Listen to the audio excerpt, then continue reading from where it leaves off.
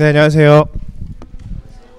네, 저희 나들모 일산교회 가족들의 경제 생활에 대한 설문조사 결과 보고를 하게 된 강신일입니다. 저는 대화가정교회를 함께 섬기고 있습니다. 총 26분 정도가 우선 설문조사 결과에 참여하신 걸 바탕으로 몇 가지 정리를 좀 해보고요. 그리고 저희를 둘러싼 어떤 환경과 약간의 질문, 저의 고민이기도 합니다. 그 질문들을 같이 한번 나눠보고 또 다음 기회에 또 이런 부분이 있으면 또 함께 고민해봤으면 좋겠다는 생각이 듭니다. 설문에 응답하신 분들을 좀 세대별로 나눠봤습니다. 주로 네, 제 소개요. 네. 예, 저는 38살이고요. 지금 국민연금에서 국민연금 기금을 운영하는 일을 맡아서 하고 있습니다. 그 하는 일 중에 하나는 국민연금이 투자의사 결정을 할 때 어떤 재무 성과뿐만 아니라 환경 문제나 사회 문제나 그 다음에 기업의 지배 구조에 관련된 문제도 반영할 수 있도록 리서치하고 정책을 제시하는 일들을 맡아서 하고 있습니다. 예, 그 세대별 분포가 이제 주로 응답하신 분들이 30대, 40대, 50대 이렇게 주로 나누어졌습니다. 그래서 그분들 위주로 좀 말씀을 드리자면 통계청이 발표한 최근 그 1인당 가구 월 평균 소득이 저는 좀 약간 그게 좀 의아했는데 440만 원이라고 하더라고요. 그걸 참고로 해서 좀 보시면 좋을 것 같은데 지금 30대 같은 경우에는 소득이 주로 200만 원에서 한 400만 원이 안 되는 정도에 주로 많이 분포가 되어 있다는 걸 좀 보실 수 있고 40대 분들은 400만 원에서 한 500만 원 정도에 좀 많이 분포되어 계신 것 같고 50대 분들은 이제 400만 원 이상에서 이제 그 위로 이렇게 많이 좀 분포되어 있다는 걸 좀 보실 수 있겠습니다. 그래서 전체적으로 평균을 좀 내본다면 저희가 정확하게는 알 수 없지만 대략 300만 원에서 400만 원 사이에 보통 우리 가족들의 그 소득의 평균 정도 되지 않을까 좀 보여지는데 그건 다음에 나중에 또 볼 기회가 있을 것 같고요.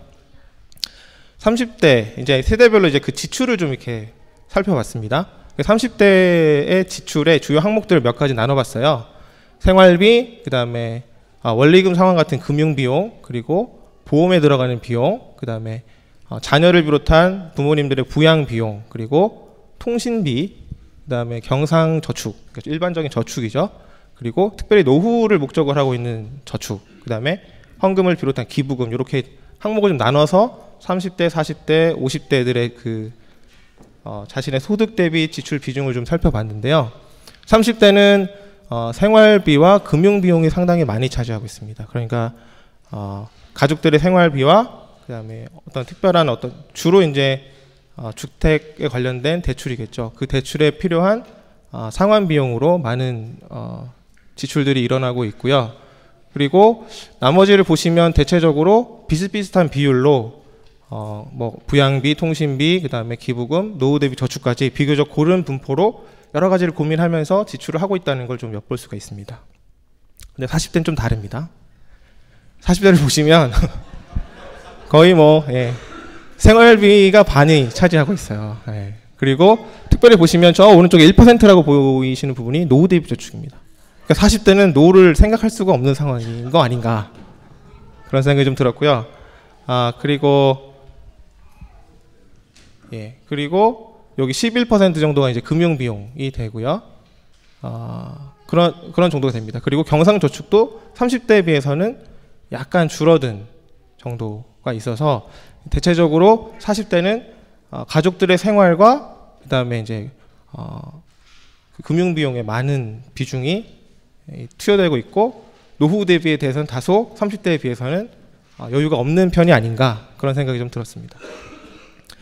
50대를 좀 살펴봤습니다. 50대는 생활비가 한 40% 정도, 그 다음에 금융비용이 한 8% 정도, 그리고 보험료가 9% 정도고 보시면 40대에 비해서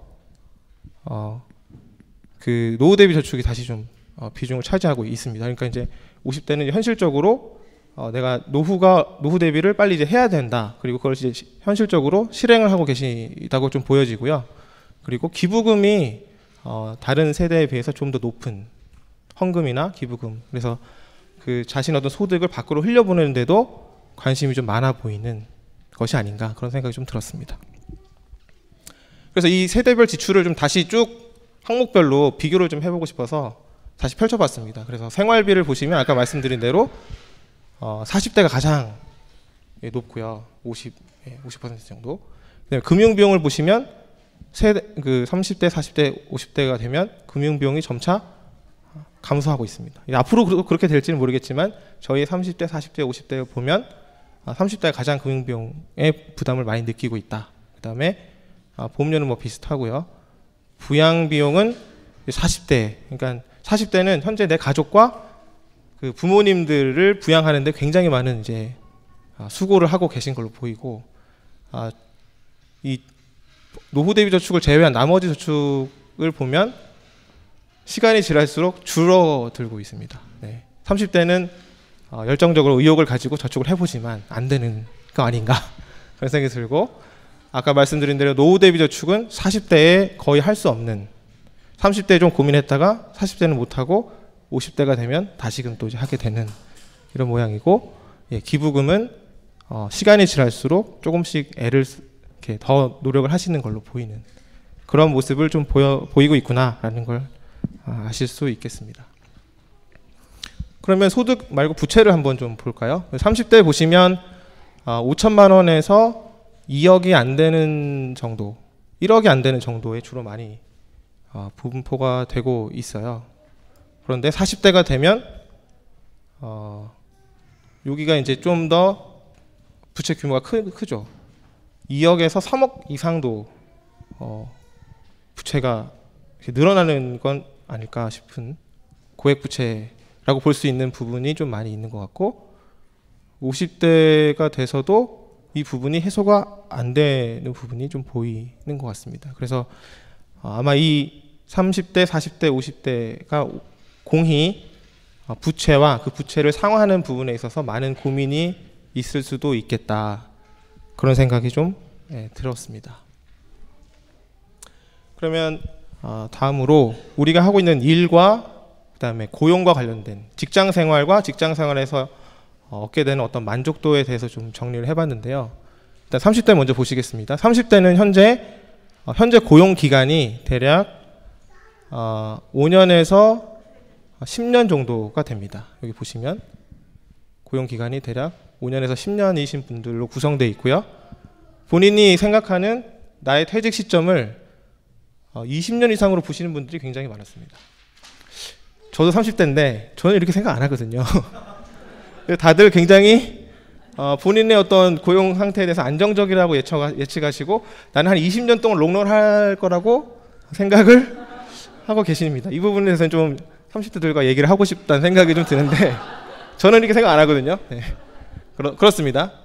밑에 만족도를 좀 보시겠습니다. 이 직업 안정성에 대한 만족도, 자아실현 만족도, 경비 충당에 대한 만족도는 내가 현재 필요한 것들을 충족하고 있느냐에 대한 질문과 좀 관련이 많이 있습니다. 그리고 이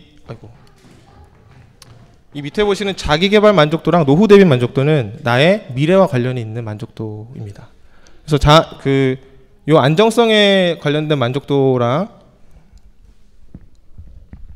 그다음에 자아실현에 대한 만족도, 경비 충당, 내게 필요한 경비를 그 직장 생활을 통해서 충당하고 있는가를 봤을 때 30대는 비교적 매우 만족도 있고요. 대체로 다 만족하시는 경향이 좀 있어 보입니다. 그런데 자기개발 만족도랑 노후대비 만족도는 그거에 비해서는 약간 좀 줄어든, 그러니까 현재 내 직장 생활에 대해서 필요한 어떤 경비를 충당하거나 안정성에 대한 거나 뭐 직장을 통한 자아실현 문제는 어느 정도 지금은 해결이 돼 있지만 앞으로 내 커리어 개발이라던가 미래 진로라던가 노후 대비를 하는 데 있어서는 약간 고민이 좀 더 많은 그런 분들인 것 같고요. 40대는 또 다릅니다. 40대는 40대 지금 고용기간 대략 10년에서 20년 정도가 맞겠죠. 예, 그 정도 되는 것 같고 예상 퇴직 시점은 굉장히 비관적입니다. 30대에 비해서. 뭐 표본이 좀 적긴 하지만 5분 중에 3분이 5년 이내에 퇴직을 예상하고 계시는 분들이 계셨습니다. 그리고 10년에서 20년 정도 생각하시는 분들이 또 2분 정도가 있었고요. 만족도에 관련된 걸 좀 보시면 여기 보이시죠? 만족도, 불만족이 압도적으로 높습니다. 그러니까 현재 30대에 대비해서 현재 내가 필요한 어떤 일들을 하고 그것에 만족하는 수준이 30대에 비해서 굉장히 많이 변화되어 있다는 걸 좀 느낄 수 있습니다. 앞에 저는 개인적으로 이렇게 생각하는데 앞에 그 지출 분포를 봤을 때 생활비랑 가족 부양에 드는 비용이 굉장히 많거든요. 아마 거기에서도 영향을 받지 않을까 그런 생각은 좀 듭니다. 그리고 자기개발이나 노후 대비에 관련된 부분들에 있어서도 만족보다는 불만족의 비율이 높았습니다. 40대가 지금 현재 겪고 있는 직장 생활에 있어서 만족보다는 고민이나 깊은 고민들이 좀 느껴지는 그런 응답이 아니었나 생각이 됩니다. 50대를 한번 보겠습니다. 50대 분들은 이미 뭐 직장 생활을 상당히 오래 하신 분들이 많이 있었고요. 생각보다 짧은 분들도 계셨습니다. 아마 두 번째 직장을 기준으로 해서 그럴 수도 있겠다는 생각은 좀 들고요. 예상 퇴직 시점은 근데 굉장히 또 길게 보입니다. 아마 일반적인 직장 생활이 아닌 뭐 다른 직종이실 수도 있겠다는 생각은 드는데 이런 모습들이 좀 보이고요. 50대 분들은 그 만족도에 있어서는 좀 이렇게 갈립니다. 만족하시는 그러니까 안정성이라던가 자아실현, 경비 충당에 대한 만족도는 굉장히 이제 만족하시는 분들도 계시고 만족하지 않는 분들도 계시고 약간 갈리는, 그리고 자기개발의 노후 대비에 있어서도 만족하시는 분들도 계시고 만족하지 않으신 분들도 계시는, 하지만 대체로 또 만족하고 계시는 걸로 보이는 이런 어떤 방향이 좀 보이지는 않는 그런 응답들이 좀 있었습니다. 그래서 이제 그 주관식으로 질문을 또 몇 가지 드렸죠. 30대의 경제, 직장, 노후 대비에 대한 고민들, 40대의 고민들, 50대의 고민들, 그리고 공동체에 대해서 어떤 걸 기대하는가, 이런 질문들을 좀 드려봤었는데요. 30대는 일단 소득 대비 지출이 많다, 아니면 지출보다 생활비 수입이 적다, 거기에서 오는 고민이 많이 있다는 거죠. 그리고 그 이유가 아마 그리고 세 번째 보시면 주택 구입, 아까 주택 구입 비용이 많았죠. 그다음에 부채 상환, 그다음에 가족 부양에 대한 부담을 30대들은 이미 느끼고 있습니다. 그래서 이것들을 해소하려고 하다 보니까 이제 맞벌이를 해야 되느냐, 외벌이를 해야 되느냐, 이 고민이 있는데 그 사이에 육아 문제가 있는 거죠. 엄마가 아이를 키우는 게 바람직하고 좋다고 생각을 하지만 이 부족한 생활비 충당을 위해서 맞벌이를 고민하고 있는 엄마들이 또 아빠들이 많이 있지 않을까 생각이 들고, 또 그리스도인으로서 이 자산을 어떻게, 이 소득을 잘 관리를 할 수 있을까, 바람직하게 하나님 보시기에 그런 고민을 하시는 분들이 또 계셨고요. 직장 생활에서는 이런 고민들이 있습니다. 내가 여기서 직장 생활을 지속적으로 할 수 있을까에 대한 고민들이 있고요. 그다음에 직장 내의 부조리 문제에 대해서 어떻게 해야 되는가 고민하시는 분들이 있었고, 일이 굉장히 강도가 높다, 그래서 일과 생활의 균형을 찾기가 굉장히 어렵다, 이런 말씀 해주신 분도 계셨고, 예수 따르미로 어떻게 직장 생활 할 것인가, 직장 내 부조리라던가 이런 문화 차이가 있는데 어떻게 직장 생활 해야 되는지 잘 모르겠다, 이런 고민을 말씀해 주신 분들이 계셨고, 노후 대비에 있어서는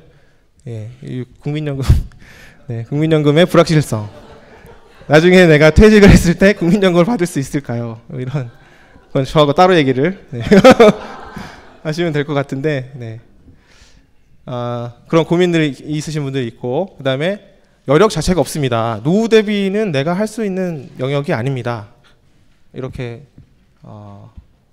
말씀하신 분들이 계셨고, 싱글이신 분들, 아직 이제 결혼하지 않으신 분들은 이 싱글의 생활이 계속될 때 함께 할 수 있는 생활 공동체가 필요하지 않을까, 이런 고민을 하시는 분들이 있었습니다. 뭐 충분히 이해가 됩니다. 40대를 좀 보시면 굉장히 이제 약간 수렴이 됩니다. 경제 생활에 있어서는 퇴직 후에 제2의 인생을 살아야 되는데, 아까 나의 예상 그 근로 기간이 5년 미만이신 분들이 많았잖아요. 그러니까 당연히 퇴직 후에 내가 뭐 할까, 이런 고민들이 많으셨고, 부채가 굉장히 이제 규모가 점점 커지고 있었는데 그 부채를 어떻게 정리하고 살 수 있을까라는 게 제일 큰 고민이었고요. 직장 생활에 있어서는 좋은 일자리, 그다음에 저녁에 있는 삶, 현 직장의 불안정, 자아실현의 어려움. 이게 아까 만족도랑 굉장히 관련이 높은데 일과 생활에 좀 균형이 있어야 되고 그리고 안정적이고 적절한 일을 할 수 있는 내가 원하는 일을 할 수 있는 그런 일자리가 필요하고 일단 지금 직장이 불안정하다 보니까 그런 부분이 좀 극복돼야 되고 자아실현도 할 수 있는 결국은 이제 일자리의 모양 어떤 일을 해야 될 것인가에 대한 고민을 굉장히 현실적으로 많이 하시고 있는 분들이 지금 우리 교회의 40대 분들이다. 노후에 있어서는 아마 열심히 일을 하시다 보니까 건강에 대한 우려가 점점 높아지고 있는 몸이 이제 한 군데 두 군데 약간 이상한 것 같고 피곤한 것 같고 이제 이런 것들이 있다 보니까 건강 그다음에 오래 일할 수 있는 일자리 아까 나왔지만 대출 및 이제 부모님 부양을 어떻게 할 것인가 이런 고민들 아주 현실적인 고민들을 40대 분들이 하고 있습니다. 자 50대 분들은 약간 다른데요.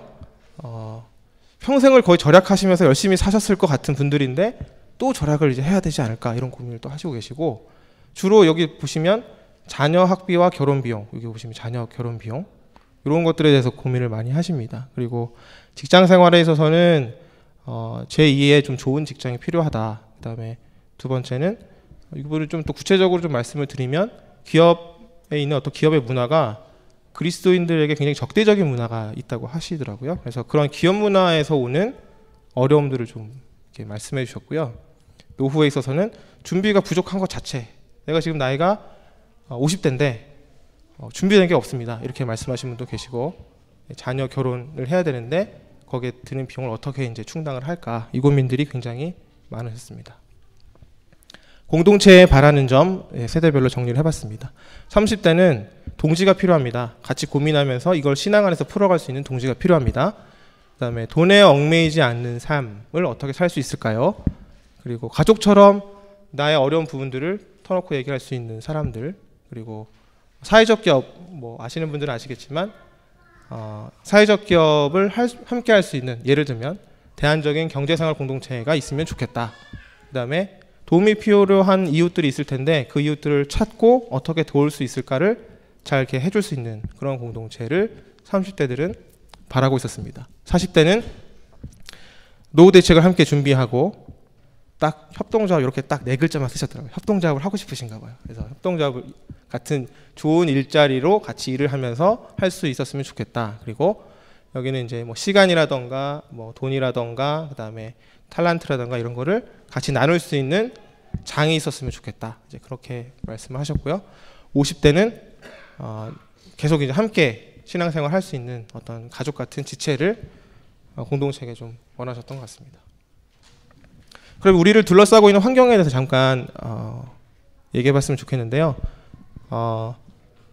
우리나라도 인구 감소가 이제 시작이 됩니다. 일본 같은 경우에는 인구 감소가 이제 여기 보시면 인구 증가율이 내려가는 속도거든요. 이거랑 부동산입니다.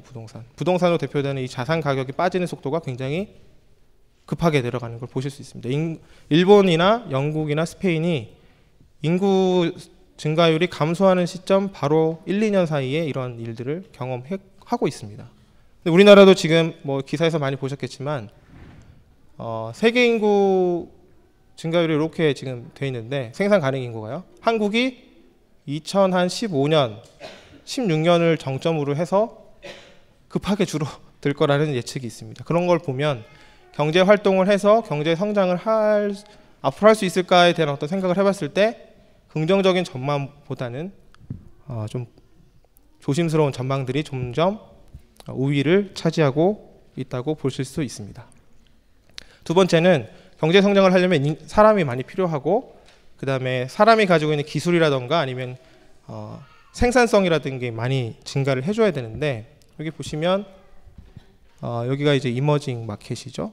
그 다음에 여기가 이제 파란색 선이 선진국입니다. 우리는 뭐 여기 아니면 여기 어딘가 있는데 이 성장률 자체가 지금 보시면 2006년에서 7년을 정점으로 해서 다시 내려가고 있습니다. 그러니까 경제 성장을 인구가 줄더라도 기술이 발전해서 이걸 커버를 해줄 수 있으면 좋겠는데 기술의 어떤 성장도 점점 둔화되고 있다는 것을 보면 앞으로의 경제 성장이 쉽지는 않겠다는 생각이 좀 들고요. 우리나라를 보면 이제 경기 둔화가 점점 임박하고 있지 않은가 그런 생각이 듭니다. 수출이 좀 줄고 있고요. 뭐 불황형 흑자, 경상수지가 불황형 흑자다 이런 기사들이 자꾸 나오고 있고 내수도 점점 위축되고 있는 것 같습니다.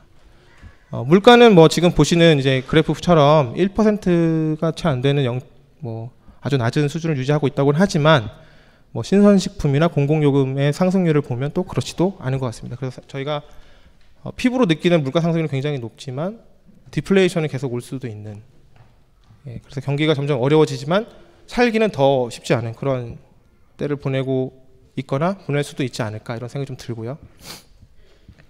주택가격은 그런데 계속 상승하고 있습니다. 이거는 우리나라만 그렇지는 않습니다. 해외가 다 주택가격이 엄청 많이 다 뛰고 있습니다. 뭐 중국 같은 경우에는 이제 뭐 경제가 성장하면서 주택가격이 상승한 부분도 있습니다. 아주 높은 성장률을 보이고 있고 홍콩이라던가 다른 나라도 보시면 다 100% 이상입니다. 한국은 지금 이제 100%를 넘겼습니다. 그런데 이게 이제 여러 가지 뭐 해석을 할 수가 있지만 어쨌든 저희 소득 대비해서 주택의 가격이 상승하고 있다는 게 뭐 달가운 일만은 아닐 수도 있습니다. 저희가 지금 앞에서 본 지표들을 살펴봤을 때, 그럼 저희 어떤 고용이라던가 소득 창출의 어떤 뭐 베이스가 된다고 할 수 있는 직장의 어떤 성격을 보면 2015년 8월 기준인데요. 전체 임금 근로자가 1,900만 명 정도 됩니다. 근데 정규직이 1,300만 명이고 비정규직이 600만 명을 넘겼습니다. 그러니까 3명 중에 거의 1명이 비정규직의 삶을 살고 있습니다.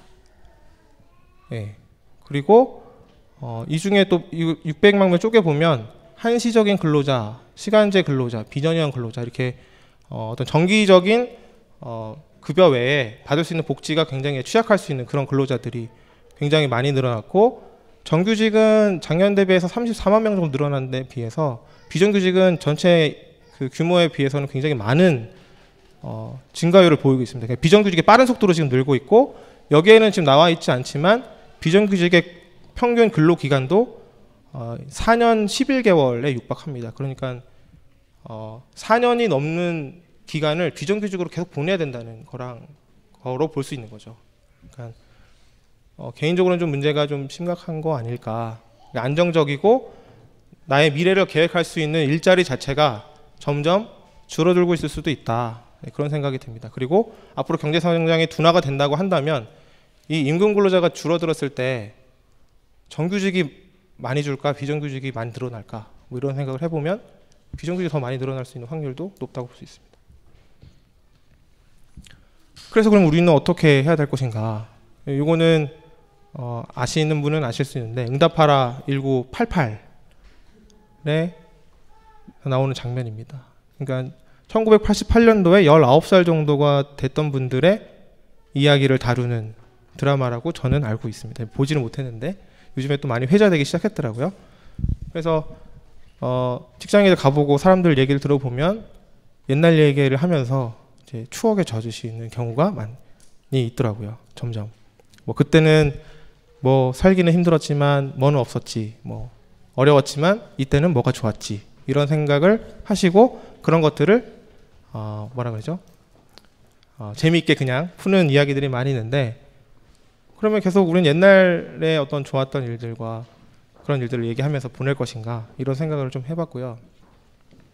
앞에서 설문조사 결과를 보면 좋은 일자리, 그다음에 가족을 부양하는 문제, 주택, 노후 대안 이런 것들이 각자 많이들 있으실 거라고 생각이 됩니다.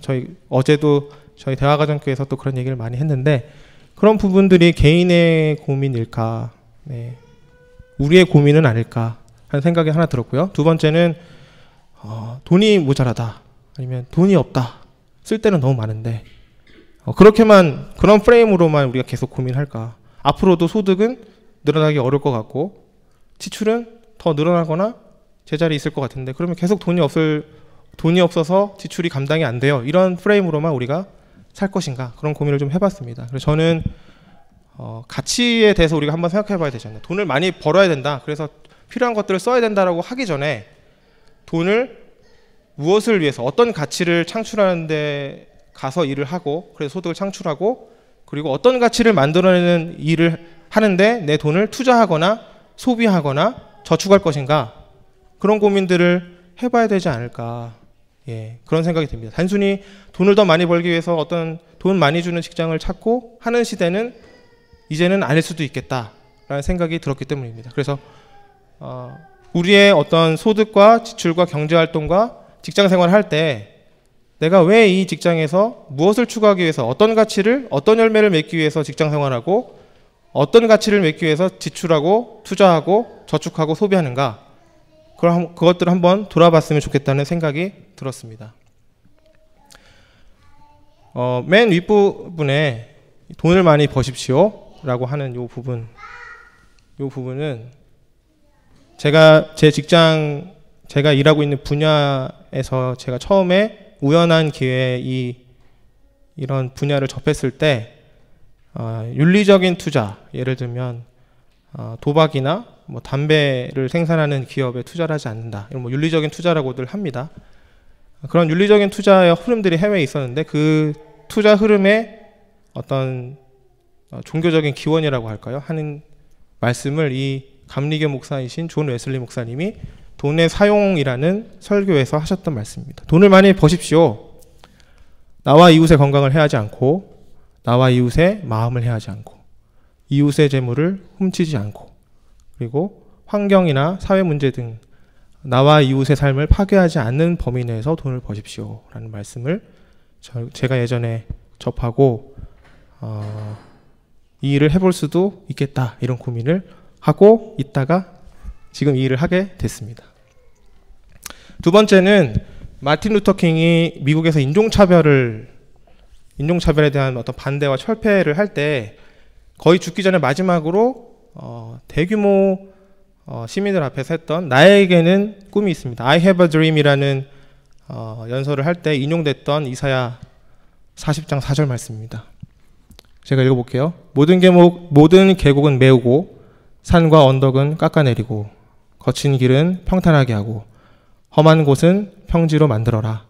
주님의 영광이 나타날 것이니 모든 사람이 그것을 함께 볼 것이다. 마틴 루터 킹은 미국 사회에서 있었던 인종차별의 문제를 성경적인 비전을 가지고 사람들에게 호소했고 결국 그가 이것을 가지고 그 일을 관철해냈습니다. 굉장히 큰 일일 수도 있고 하지만 저는 우리의 일하는 것과 우리의 경제생활과 우리의 소비 지출하는 일들도 이런 어떤 성경적인 근거를 가지고 고민하다 보면 어쩌면 완전하진 않지만 해결할 수 있는, 아니면 해소할 수 있는, 아니면 완화할 수 있는 방법이 있다고 저는 믿고 싶습니다. 그래서 앞으로도 이런 이야기들을 다음 주에는 정치 분야에서 얘기하겠지만 앞으로도 우리 가족들과 함께 고민하면서 어떻게 성경적인 관점으로 하나님은 우리에게 이 부분에서 어떻게 말씀하시는 걸 좀 귀 기울이면서 같이 고민해 갔으면 좋겠습니다. 감사합니다.